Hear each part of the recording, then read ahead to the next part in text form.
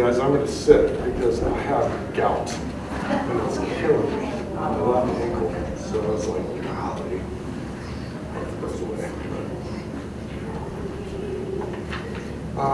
You guys, I was going to do Proverbs chapter 3 and Proverbs chapter 3. And wow, sorry. It was, you told Anna that's what I was doing on Friday. So, I mean, I decided on Friday, there is so much going on right now that I'm going to change what I'm doing. So, this week, we're coming out of one of the most, well, everyone's calling it, I say both sides. Both sides are saying that this has been the most personal, malicious, and hateful elections our country's ever seen. I'm not sure that's it. To go back to when Abraham Lincoln was elected, that was pretty vicious and malicious too, history-wise. But this is definitely the worst I've ever seen in my lifetime. Anytime in a democracy or a republic, when you vote, you have winners and you have losers. And for the winners, it's everyone likes to win, and for people that have lost, it can be very difficult. Especially when issues of war, it's not like having a college sports team winning and losing.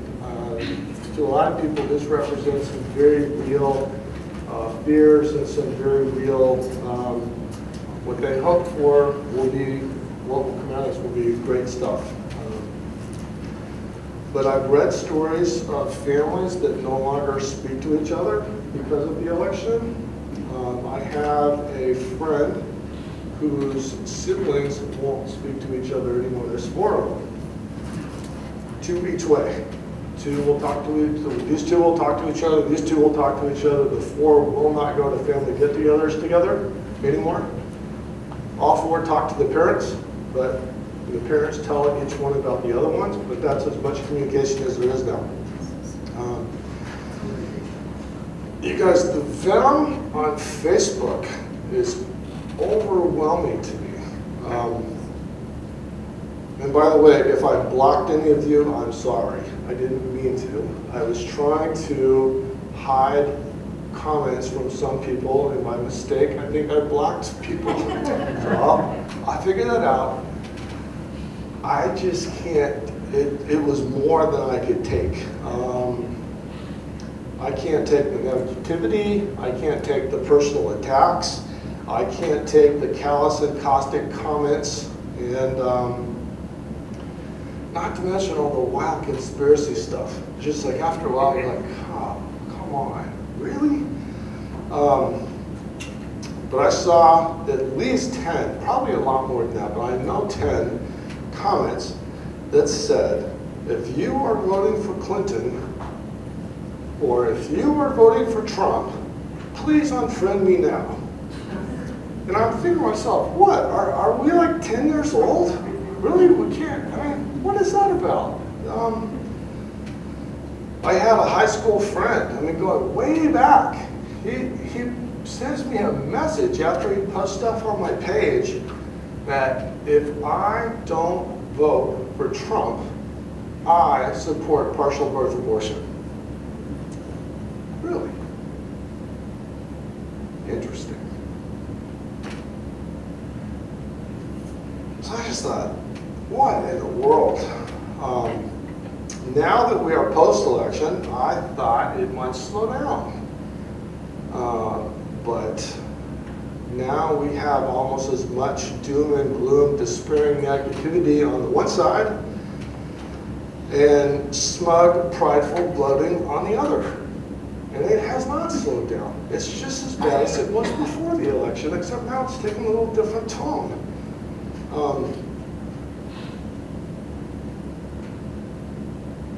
There's no sense of concern over the character of the person that was elected.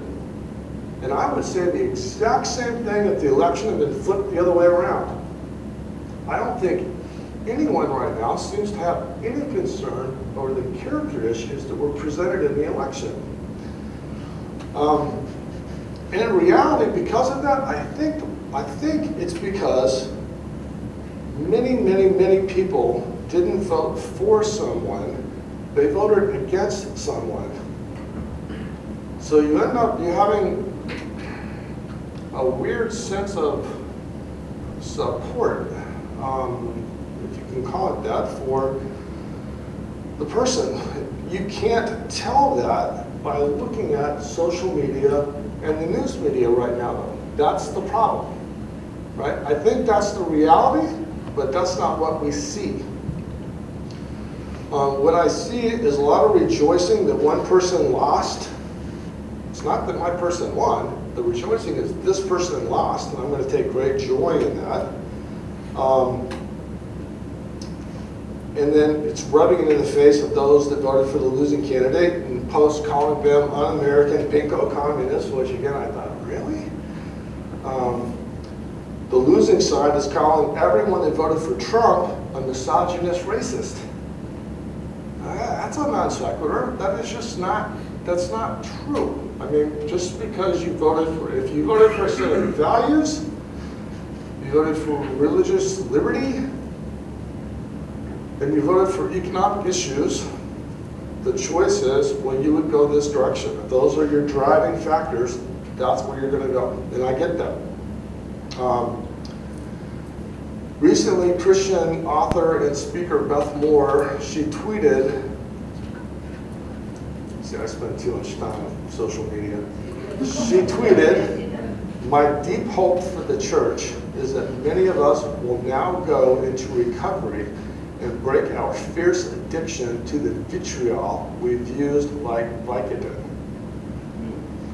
I don't know if you guys have ever had this happen in your life, but there are times when negativity and vitriol and just, I'm gonna do, it becomes like adrenaline. It starts to become who you are. You start doing things that you would not normally do, say things you would not normally say.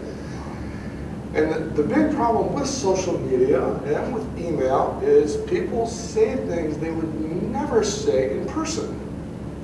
If you were sitting across the table from the other person, you would never say some of the things you see on Facebook or any of the other social media things.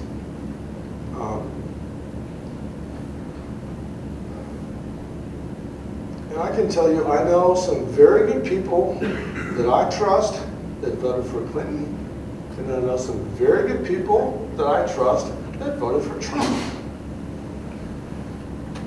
And one more, there's a lot of people who voted for neither one of them. There's quite a few that didn't vote for either. And the point is that good people can vote their conscience. Not all our values are aligned the same way. And we, in our country, we must let them vote their conscience.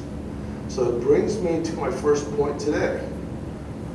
Who we hang out with and who we listen to influences us. And we tell our kids this all the time, right?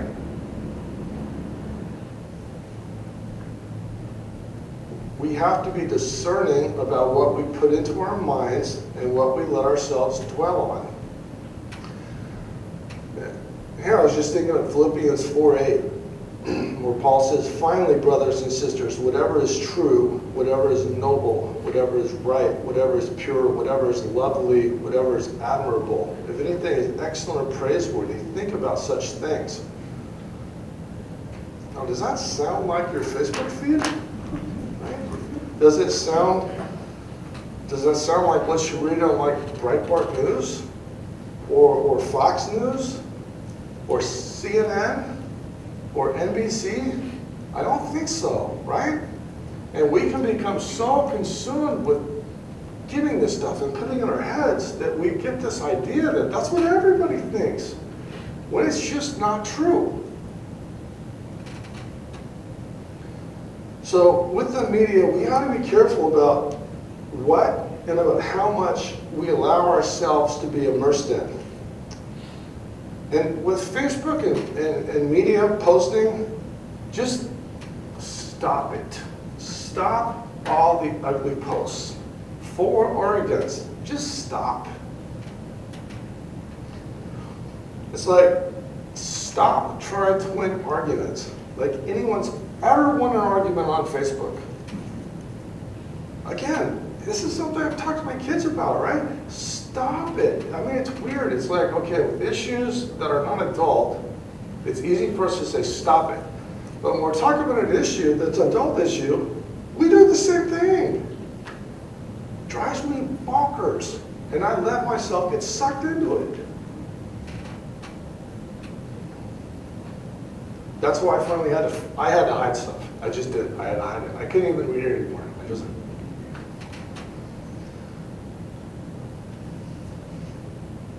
And I would say, especially for the next, I don't know how long the shakeout's going to take before people start getting back to normal. But then I ask myself, is there another way? What is it we should be focusing on? And this is something Jody's been talking to me about. It's very interesting. It's called spiritual discernment. And spiritual discernment is about seeing God at work and finding ways to get involved in what He is doing. Developing the spiritual discernment, it's a process.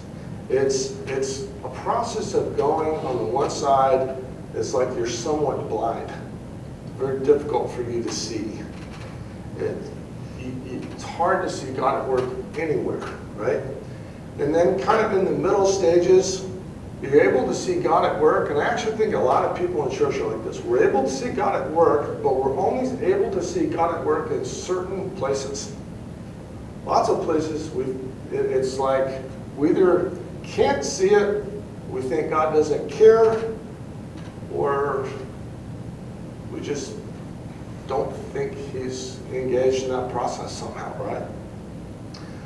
But it's not being really able to see Him at work, being able to see Him only in places that we think He would be concerned about, or we think is worthy of Him being concerned about. And then finally, we get to see Him at work everywhere. So yeah, I asked, why is developing this so difficult? And this is really interesting. Now, this is something we're going to talk about a lot over the coming months, so we'll be able to flush this out a lot. But one of the problems is because as human beings, we tend to focus on how we can fix things, and we focus on being right. Fixing things and being right. So I think the election is ripe for problems here, right? Because that's what it's all about, fix stuff and being right.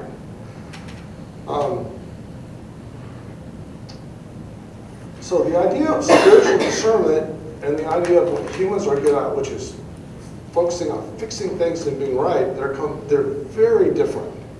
So spiritual discernment always tends to, it tends towards concrete expressions of love. Again, that's in direct opposition to what I see. I don't see that at all. So, those of us that would like to see the United States as a Christian nation, that should be very worrisome, because we should see God at work in everything. And instead, what we're more concerned about is fixing things and being right. Dallas Willard, he said, it's hard to be right and not hurt anyone with it. It's hard to be right and not hurt anyone with it. Because I hear this quite a bit, I just say it the way it is. I'm just telling you the truth. I mean, this is how things are.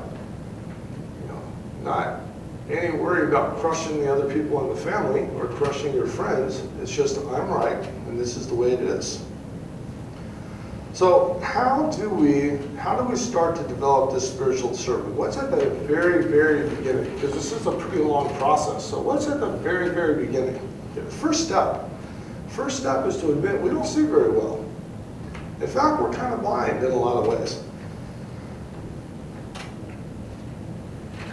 We see our own will. We typically see our own will. We see it really well. We see it very well. We see why our logic and why our thinking is generally correct.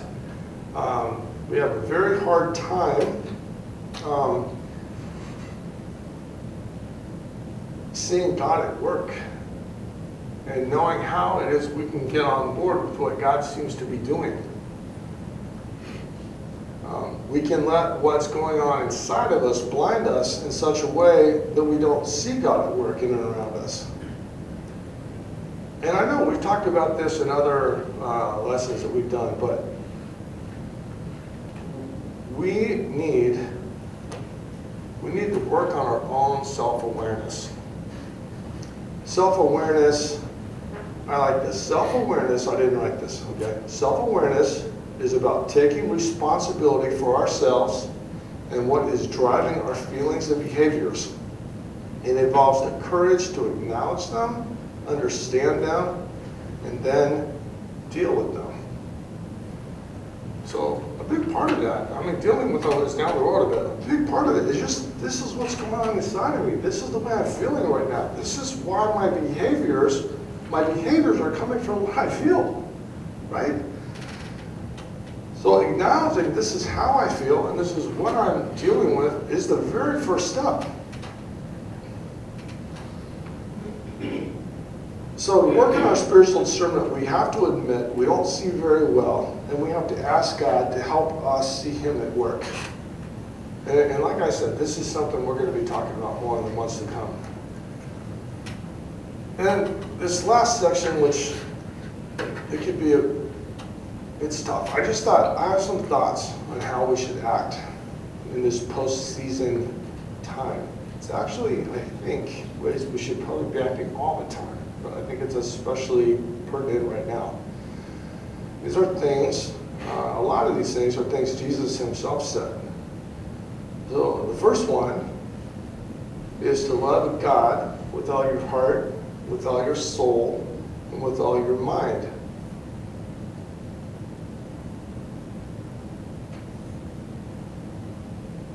The second one is to love your neighbor as yourself. So, these are Democrats, these are Republicans, these are independents, it's all races, it's all religions, it's everyone, you guys. It's people from a low socioeconomic status, it's people from a high socioeconomic status. It's men and it's women. It's all of us. Not just my group, my tribe. That's a big part of the problem right now, is we see each other as parts of, while we're here, it's okay. But when we leave here, it's like, okay, my tribe is this, my tribe is this, my tribe is this, and we fight. We fight. And part of our political process is kind of set up that way, and I get that. I'm not oblivious to that fact. But the way in which we engage in the fight says a lot about our character. And it says a lot about loving God with all your heart, soul, and mind, to be honest about it. It says a lot about how we love our neighbors. If we feel like we can love our neighbors in the church, then when we get out in the real world, it's going to be different, because it just has to be, right? Next point, we are to love mercy, act justly, and walk humbly. So loving mercy is about helping those who are hurting. Okay? Doing justice or acting justly. That's addressing those things that cause hurt. And these things together, if you hear a person talking about, because I think the place where the church is at a real hard time right now is it's typically called the prophetic voice of the church. So you guys, if you think about the prophets, right, the Old Testament prophets, they came to a people representing God, calling the people out, well, these are the things that you're doing that are not godly, and this is where you have to go. Okay? There's different people who believe different things about this, but I believe that the Holy Spirit, when it came in Pentecost, this is part of what the church is called to do now. Some people may have a gift, Martin Luther King, different people like that. You have a gift of this social kind of justice. It doesn't just have to be social justice. It could be just justice. I mean, a very good example today. These are very difficult issues. So the kid, right, that we prayed for, Andrew, right? That was really, he broke the law. There were a number of different things, right?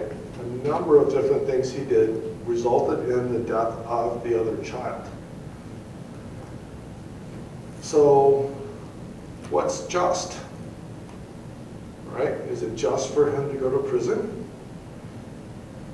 Is it just for everyone to know that he is suffering himself now after taking this other child's life, and he will live with that his whole life? Is that just? Is that just for the community? Is that just for him? I'm saying this is very complicated. I'm not trying to say this is easy. This is very difficult. These political issues we have before us are very difficult. But for us to have a prophetic voice, there are people right now, when we love our neighbor, okay, if we were on the winning side, we feel like the fears are unfounded. Give the president a chance before you freak out. But on the other side, there were things said during the election that makes them now feel very unsafe. There's been things that happened since the election that they are very unsafe in some particular places at some particular times, right? The church has to speak out against these things as they happen without regard to being Republican or Democrat or independent. We stand for what's right and for what's wrong, regardless of what party seems to be good or bad. I mean, that's not in our mind. You know, I heard from a pastor this week from Pennsylvania in which there was a kid, well, there was a mom, not a kid. There was a mom that videotaped chanting coming from the lunchroom of Build That Wall with Latino students there that were crying. That's not okay. Now, is that a whole political party's fault? No, it's not. Is it everyone's fault to go to that way? No, it's not. It is a problem, though, that's real and palpable and problematic, and everybody, regardless of political party, needs to stand up against that kind of behavior. That's not okay. It's not okay at all. Yes, Steve? I know a Latino young lady that has had comments made to her. And being a dad, I feel the hair on the back of my neck stand up because that person doesn't really feel safe right now. And that's the kind of stuff that's going on. It's like, Jim's right, and I'm watching a lot of this, and it's not just back there, it's not, everybody seems to feel free to just let out whatever they feel like saying. You know, there have been comments made about Donald Trump and the wall and other things, and it just infuriated me when I heard that. And it's a mob mentality. You know, you look at what's going on down in Portland, and the kids running, smashing, doing all this stuff, but everybody's doing it. It got so polarized and so emotional on both sides of the fence that this was going to happen either way. The way this election was going, it's just going to happen. And now it's how do we diffuse this? How do we get a sense of normalcy back after this? I'll tell you, me personally, I voted third party. And I voted third party because I was disgusted with how the other two were acting. And I thought, this is terrible. Look at what's going on. Listen to the media. And I just went, yeah, I voted against two people. And I went third party. Now, a lot of people say I wasted my vote, but you know what? It's my call. It was my decision to make. And I'm just watching this, and I'm doing the same thing. I'm kind of sitting back in shock. So what you've seen, Steve, is you brought up my next point, which is, just as that's wrong, what's happening down in places like Portland, it's okay to protest. Protesting is not the problem. The problem is when you break the law and start destroying things, and you start assaulting people, and you start, it doesn't, either way right now is a problem. The church, in its prophetic voice, we need to act justly, do justice. We need to love mercy, help those who are hurting. Okay? That is our charge. That's what the church, that's part of what the church is charged with.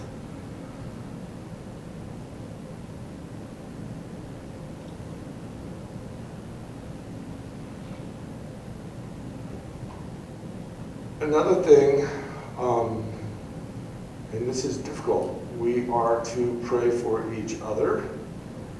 We are to pray for ourselves. And we are to pray for our leaders. And the reason I think that this is difficult is we typically devolve into, what can I do to fix things right now? And I feel right about this, right? I think that's a big part of why we end up feeling we don't need, or we don't take time to pray. Many of us. But we have to pray for ourselves, that we will act justly and rightly and courageously. And we are to pray for others. And we are to pray for our leaders. Another thing we're to do, we are to forgive each other. And there's even times, like in this case, where you may have a feeling in your own heart that the people that voted the other way need your forgiveness. And they don't feel like they need any forgiveness at all. They feel you need forgiveness for the way you voted, right? But this is what I'm telling you guys. Good people, when you're left with a feeling that I don't have an option that really represents who I am as a Christian, I'm going to do the best I can and try to sort through my options and pick what best represents the hope of my character, values, faith moving forward. You vote that way. And we need to be able to treat those people well. If you feel like you need to forgive people like that, forgive them. Don't tell them you forgive them either. They don't need to know that you're forgiving them, okay? Yes, Jody? Well, and even more difficult, the Bible says we need to pray for our enemies. And I mean, honestly, you hate to think of people who voted differently from you as your enemy, but it's kind of what you're seeing. I mean, like you said, some of the vitriol is treating somebody like your enemy. Right. One of the nice things about being a Christian is that Christ is our leader. So regardless of who wins, if we pray that that person seek and do God's will, and we believe that God has the power that we claim he has, it might not go that way, but at least we rest assured that it is in God's hands either way. Right. That's a good point. And I kind of pray too for people in the government. There's some people there who need prayer to be the one who will be courageous in the face of all of what's going on. Somebody there who, I'm sure that God has people in there who could affect a change if they stand right and courageous, and we pray for those people even though we don't know who they are, but they're there. And it's hard when you're the only one sometimes standing up, but I would want prayer if I was in Washington right now, and maybe, one of those people that's like trying to unify the country. So that's another way for us to think about how God's working. There's people there who's working through, so. Yeah.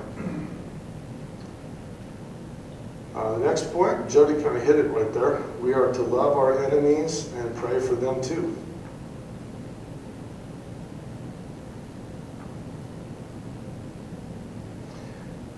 And the last point I had is we have to seek God for wisdom, and we have to seek Him for our healing as people and as a country.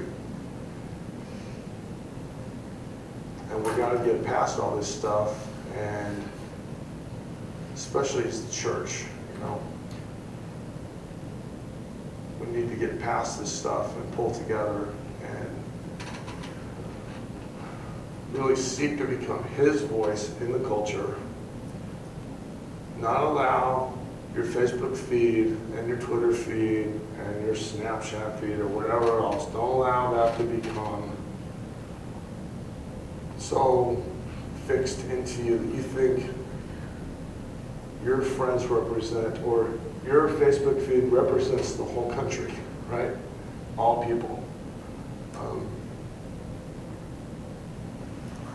Jim, I think the problem that Christ followers have is that we have dual citizenship. We're citizens of this country, and we're citizens of the kingdom of God. So which is it that we're going to give priority to? And as you said, the Bible has a lot to say about praying for our leaders. It has absolutely nothing to say about how we're going to fix the government in which we reside. It does have a lot to say on how you fix the church. So I think we need to step back and say, which citizenship should have our priority? Doug? I may follow up on that. And one of the things that as I look back, and this was a very interesting election season, but, I've been an adult since the 70s now, and been through many different election cycles. Not as many as you, John, but I'm working on it. And my thoughts have evolved over the years, and kind of where I've come to, and I'm not saying that I'm necessarily right about this, but I've decided I do not want to identify with any individual candidates because they are all imperfect, just as I am imperfect. What I'm trying to do is, I do believe that the Bible tells us to be in this world but not of the world, sort of what Dennis was sharing, to make an influence. So what I'm trying to do is find out what is the godly position on a lot of the issues that face us today, and hold fast to that, and yet still be understanding and civil with those who disagree with me. I also realize I could be wrong about some things. You know what? I have not found a monopoly on truth yet. I know one who does, but I know him rather imperfectly, and I'm trying to understand that more deeply. And so I am very cautious now of identifying, and what's happened over the last 30 to 40 years, there's been a polarization of, if you're a Christian, you should vote this way, and you should vote for this person. And I'm very leery of that now, because no candidate or no political party effectively and completely represents what the Bible says is true. It's very imperfect, and sometimes it's almost completely imperfect. So I'm very leery now of identifying with a particular candidate, but I do feel okay about identifying with issues. And then the other thing I thought about is that I'm reading some of the vitriol that you talked about this past few days, and realize, in many ways, those on different extremes of the issues really want the same things, they just have different ways of getting to it. And it's like really what we're telling our family, that they're no longer worthy of our friendship, and our close friends that we've known for 20, 30, 40 years, that we no longer want to have any association with them because they don't agree with us. Because we're really talking about not the core issues, but how we get there. I mean, there are very few people that truly believe that all people in our country should not be treated equally, should not have justice, should not have opportunity. I mean, whatever spectrum you come from, you want that. The question, how do you get there? And those are issues that can be discussed. But I'm, like I said, I'm leery of identifying with a human being that embodies what I think the truth of Scripture is, because, like me, they embody it very imperfectly. Being a teacher, education, the teachers typically have pretty liberal stances, the teachers union and things like that, and I work with people, and I love them. I love who I work with. And so after the election, I thought, well, what do I do? And my first instinct was just to remain quiet, and then lots of times teachers get where they're texting each other, big group texts. And so that morning there was a lot of, I can't get out of bed, I'm crying, what's going to happen to our kids, the whole education system's involved. And I just thought, you know, how can I be to these people a sense of healing? And so as they were sending all this back and forth that morning, this is what I wrote to them. To my friends whom I love here, no matter your political leanings, here's what we do. We keep on doing what we've been called to do. We respect all people. We show compassion and kindness. We don't put our hope in government because we know that people are always going to be imperfect. My prayer for you and our students in our country is that our hearts will be drawn towards God and that the average person will live in a way that brings goodness to our nation. And my friends were like, you know, I'm saying, damn it, Deb, I just wanted to be mad today. And I thought, you know, I love you. You know? And she said, I'll just pout and be alone. And I said, you will never be alone because I will stand by you. I love you. And I don't care that you might have values that are diametrically opposed to me. It's just like, we have got to just know that we walk in a way that honors God. And, you know, you are my friend, and you believe different than I believe. But what is my calling here? My calling is to be the light of Christ. I mean, you probably aren't going to, you know, believe the way I believe, but I will be your friend, and I will stand by you. And I will love you, and I know you're hurting, and I know you're angry. But we don't get up today saying, you know, oh, it's all terrible and life is going to fall apart. We live in front of these kids in a way that shows them kindness and respect and compassion. So anyway, it's been really interesting to be different in that environment.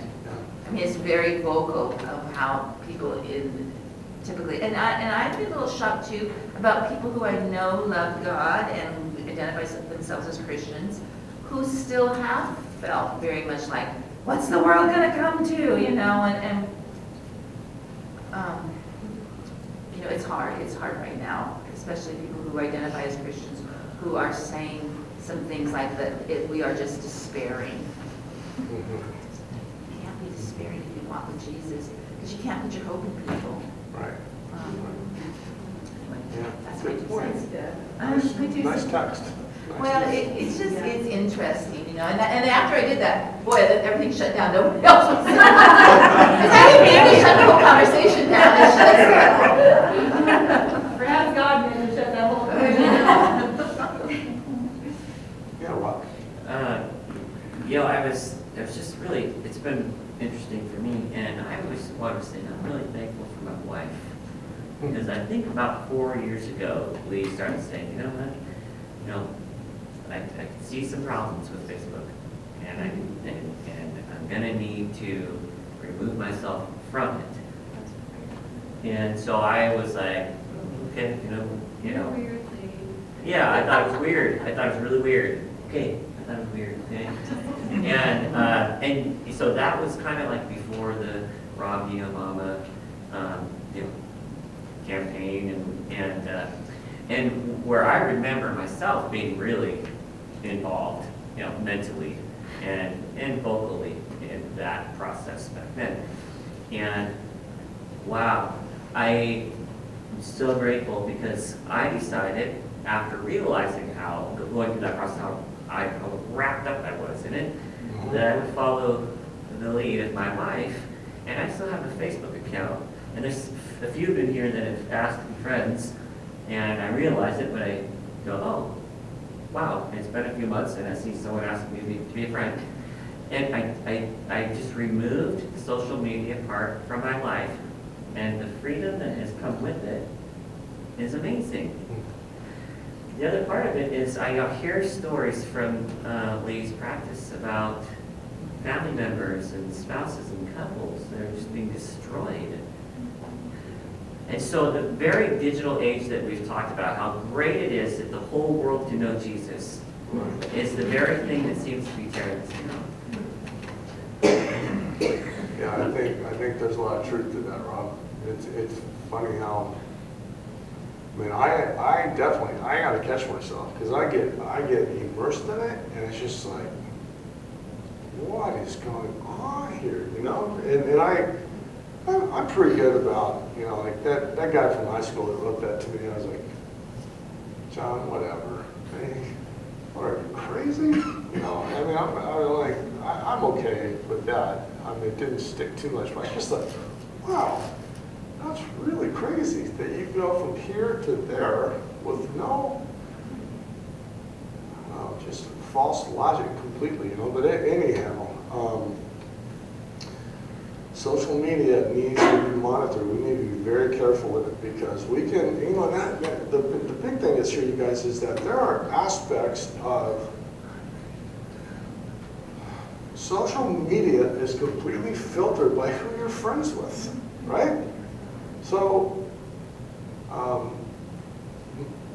my thing was, I had, you know, being from Texas where I grew up, I had a lot of super conservative friends that were very politically active, right? And then I have some very liberal friends on this side that are very active. So stuff like this, it just, whoa, that's crazy. You know, so I have to keep that in my mind. This is not a representation of everything. This is a representation of who I'm friends with, which is crazy. So, no offense to any of you. I'm friends with you. Craig? Two thoughts. Number one is maybe we should all pay attention to what Lee had to say about that, about social media, because, you know, it adds an element to our life which is ungood. There's a tremendous amount of negative influence in there. But I think the other thing that's probably is definitely more important is we can't have this discussion without paying attention to Romans 13, and particularly to the second sentence of the first verse. But it reads like this: "Let everyone be subject to the governing authorities, for there is no authority except that which God has established." And the second sentence says, "The authorities that exist have been established by God."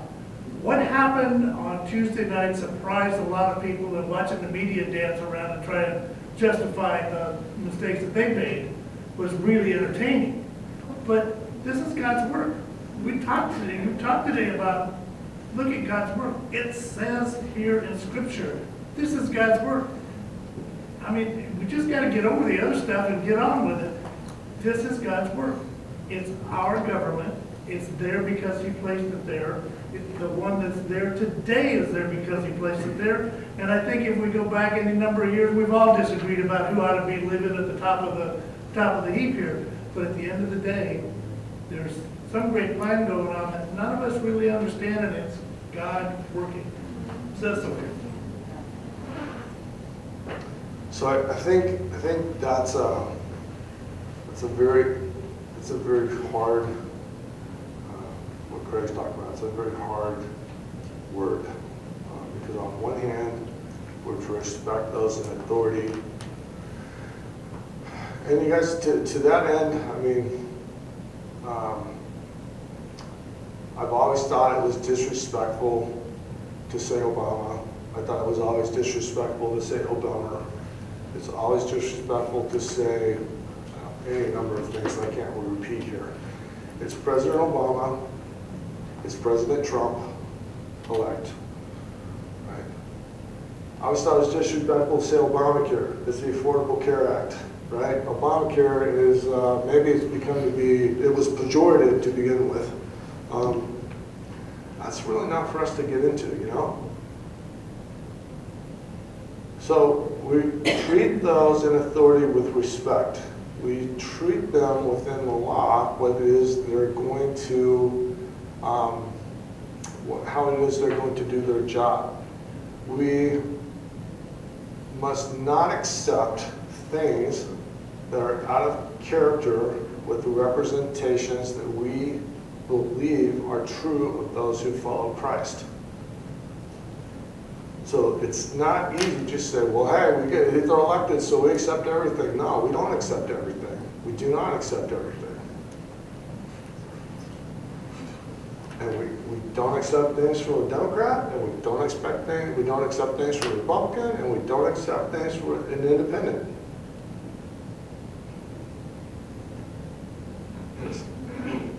One thing that I think for me with Facebook that is good is that, and with this election, is that it brings out what people were thinking. It brings out where people's hearts are really at. Are they worshiping God, or are they trying to worship a person or an ideology? And I think for me, it helps me to know how to pray, because then I can see where people's hearts are at. And so I think I'm thankful for it in that way, in a negative sense, that they're bringing it out, and we can see how much of a need there is. And it also shows, I think it's an opportunity in some ways,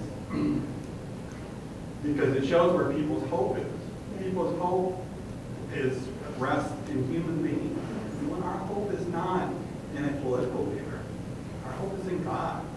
Regardless of which party or which person is president, God's still in control. God's working His purposes. And we can treat people with civility, with respect, courtesy, while others are denigrating them just for a choice that they made. And I think that, like what Deb said, that may make it may shut down the conversation, bring it to a whole different level. It gives us a perspective that people need. Because people, the feelings and emotions are genuine and true, because they put hope in things that they should not put hope in. Our hope is not in this world. Our hope is not in other people. Our hope is in God. Well, and we have a great responsibility because we know the truth.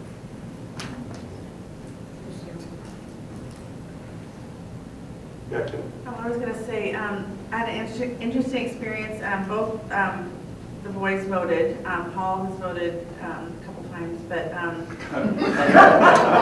he actually got 2 absentee ballots this year. And I said, I mailed you your ballot. He's like, I already sent mine in. I'm like, ooh, we got a problem. Yeah, that was funny. Anyway, but he's always taken it very seriously. And Chris voted, which we were glad he just turned 18. But Paul and I had many good discussions. He had different ones with his dad. And so, yeah, and he has, we just say that you have to be respectful of, you just have to be respectful and not of who's running, but of your folks, just because we think differently sometimes. And it was a good opportunity for me to argue how I was going to vote, because I did vote independently. And it was good for me. Lizzie's like, Mom, seriously, you did your homework. And I purposely did, because he's a good arguer and he does his homework. And so that was good for me. I took more responsibility, I think, this election for and was real open with him.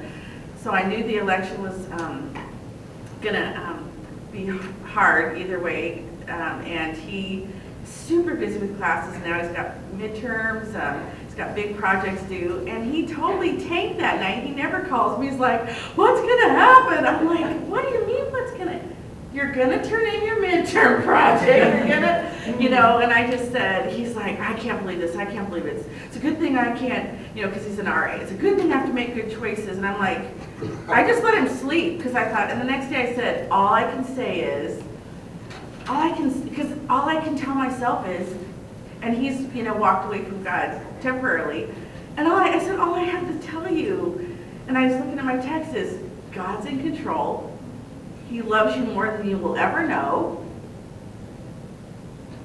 And it's Wednesday. You know what? It's going to be, tomorrow will be Thursday. And I'm just saying, it's just like, but that's all I was like, what do I say? What do I say? What do I say? No. What am I telling myself? So I told him exactly, and I get this text back, and you know how I cry with everything, but it said, thanks, Mama. Needed to hear that. So, needed to hear it's Wednesday. needed to hear, but God is in control. That is a huge promise, so take that with you in all your challenges, but I have to tell him what I tell myself, because there's no more talking, you know, how we're voting. It's done, but it's gonna move forward, but I was just like, I was so desperate, what do I tell this kid who is passionate? And, so that was a good lesson for me, because I felt a huge responsibility to just never let him forget where my faith is. And, yeah, it was really good for me. It's definitely a big perspective thing there, you know? Totally. I mean, I thought it was good that, I don't think he thought the election was going to go the way it went, but President Obama said, whatever happens, the sun is going to rise tomorrow. You know, that's a secular way of looking at it, kind of, and there's kind of some wisdom based in that, you know, but that's the truth, you know, we've survived a lot in this country, so, yeah, Lee. I'm going to say something really fast. One thing that's been very helpful for me is because it seems to be very reactionary. People's responses are very reactionary. And one reason I love working in emotions specifically is because we get to use our critical thinking skills. People think that you put your brain on the shelf and all you're doing is counseling the heart. That's BS, really, because you're totally using your critical thinking skills. So when I hear like a tidbit, and honestly, I don't watch the news. I'm involved in zero social media. I'm really very, very careful. I seek after information. So I'm just for myself, I'm very kind of cautious that way. But when I hear a reaction, like a big emotional reaction, my first thought is, what are you afraid of? Because, why are you so angry? There's something underneath the anger. But my thought also is when I hear somebody say, there's mobs happening all over, I think, well, my old debate self kicks in. I'm like, there's over 3 million people in our country. I'm sorry, I can't talk and listen. 330 There's million. 330 million people. There may be a couple thousand, this is like change, right? Oh, when a camera, did you see this on the news? And I think, was it a wide angle shot or a real narrow shot? Like my head kicks in this critical thinking part of me. And I think that diffuses a lot of emotional reactivity to say, well, so when somebody tells me their child is crying because they're afraid of some wall with Trump or whoever, I ask, well, what are you explaining this looks like? Because that's not a fear that a child should have on their shoulders. The weight of that is inappropriate for a child, first of all. Bad parenting. I don't say that, but to my friends, I have actually said that. Bad parenting. Let's step back. I'm just saying, for me, it has been very helpful to diffuse the anger that it feels like is fueling this, to pull it back and say, let's use our critical thinking skills for a moment. I understand you have an emotional reaction to this, but when you drill it down to where I'm living, I still get to come to church with some amazing people, and I don't care how you guys voted. You may not care how I voted. I don't, frankly, we've all lived, all of us, even these guys, have lived long enough to be under a couple different kinds of presidents. So we've all lived, right? We've survived. I just pull back, use our critical thinking skills, and it just seems to diffuse a lot of the bigness, I guess. I don't know. And I'm just super grateful to be in church today with my people, my tribe. This is my tribe. I am grateful for that. I guess I need to just speak to one part of that, because I heard and have read some things that say my experience, and maybe yours too, Lee, as a white middle-class American,